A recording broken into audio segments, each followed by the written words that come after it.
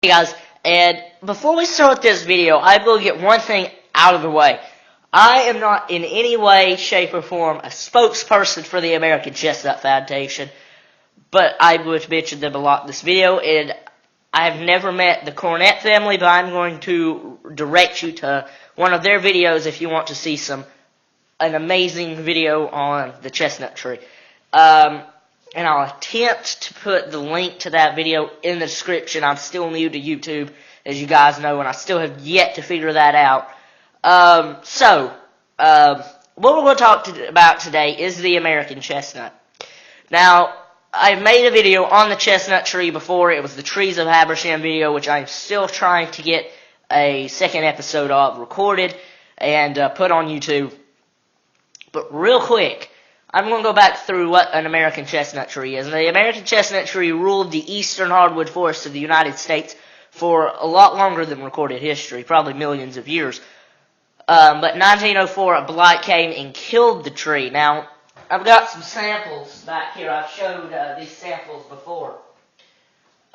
Mainly this one. This is what I normally use as a sample, as a showing sample, and this is about the size of a chestnut, of American chestnut burr, putting that into perspective for you. Now, I'm going to show you a Chinese chestnut and an American chestnut. Now, you saw that small cluster of burrs was about the size of was about that big in my hand, on my hand, right? Well, I will show you something truly amazing. Now, a lot of people I've talked to on this subject have said, before, well, these chestnut trees are better. Why don't we just go put them out in the woods? They produce much larger nuts, and which can be used for much larger mast for deer and animals. So I will show them to you at the same time, and we'll see if you can differentiate which one's which. Now, remember how big the burr was for the American chestnut. Here is Exhibit A. See how big it is in my hand? It's almost the size of those burrs. And then see this one in the size of my hand, in the palm of my hand. Doesn't that make sense to fit in a tiny little burr? Well, it does. This is a Chinese chestnut, and this is an American chestnut. Seeing them side by side, you can tell a huge difference. Seeing them from a distance, the nut from a distance is actually a lot harder to differentiate the two. But the main way to differentiate an American chestnut to a Chinese chestnut or any other species of chestnut really is any other species of chestnut that you find is going to be a small tree, an orchard-sized tree, maybe a large sweet chestnut that may be able to grow in the forest. But the American chestnuts you would see on trails in maybe the Smoky Mountains or in the Chattahoochee National Forest, which is actually right near my house, and that's where I do most of my research on the chestnut. Now, something else that I really enjoy about American chestnut research is the fact that you never have a tree here that's exactly the same as a tree here. You'll find one that's probably genetically identical to another tree, almost, but you never find genetically identical trees. And I've always hated math and ELA and social studies. I love social studies. But with science, there's no rule. Really, I mean, there's the laws of conservation of matter and stuff. But where's matter going to go? You know, I mean, you can discover something new about how matter's transferred from one form to another, though. And that's very plausible. But what you will never do is change how matter works. You'll never be able to destroy it. You'll never be able to create it. And that's just something we have to deal with in science. But you have a tree that doesn't follow anything. It could be this. It could be right next to it's off the same mother tree. It could be here, and this one could be here, and they're completely different. I mean, the bark's going to be the same species, but for a species, this one on this side looks over here in the species, and this one looks the opposite for the same species of bark. And the leaves might look completely different, of course, staying in the range of the species. But it's really hard to think that 4 billion trees used to be here, and they're gone now, but there's a really awesome place you can go, and I mentioned them in the copyright notice at the beginning of the video.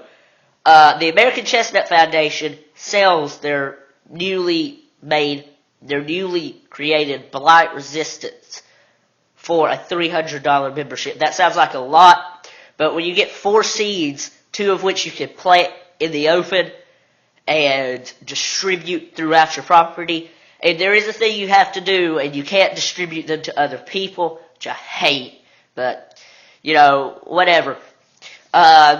You can distribute them throughout your property to grow and to populate your forest, and that's really cool if you have like a bunch of little trees that big around and you want to get rid of them and do something useful.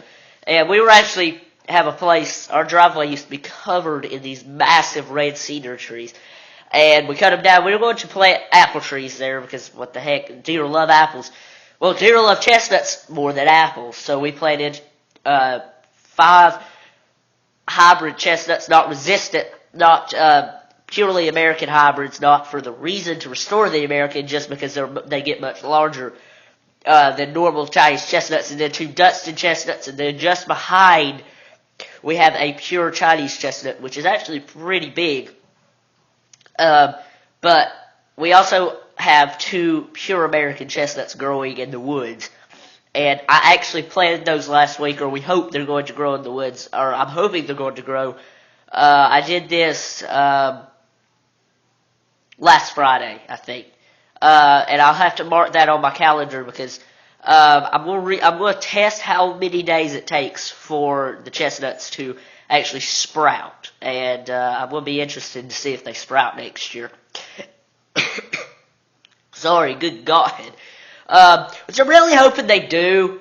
But I have really cool something right here.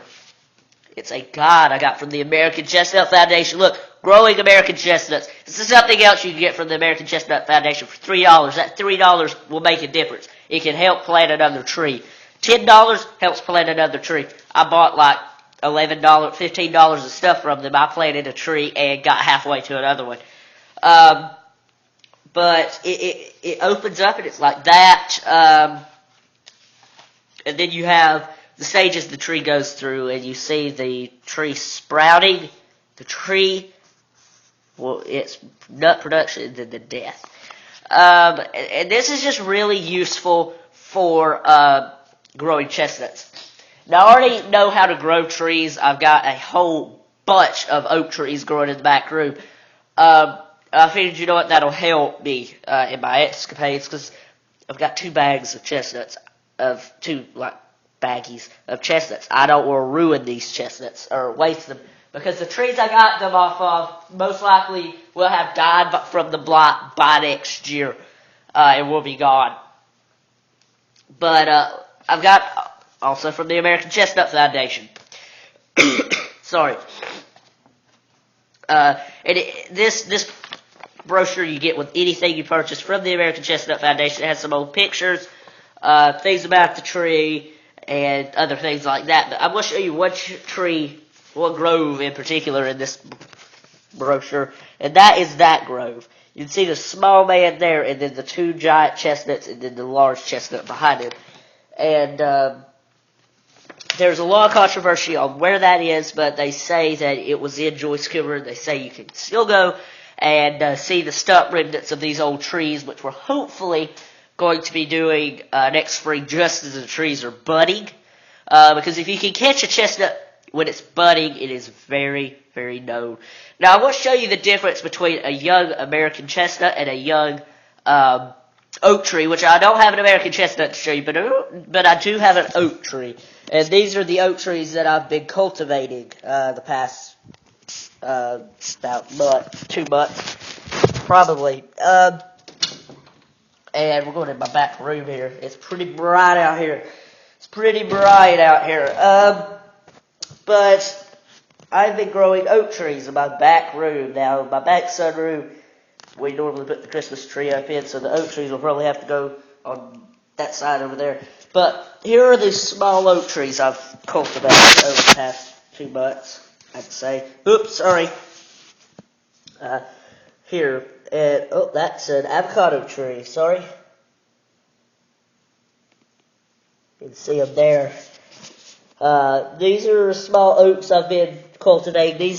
All the ones that are sprouted are white oaks, and I believe there's maybe one that is a species of oak known as a post oak.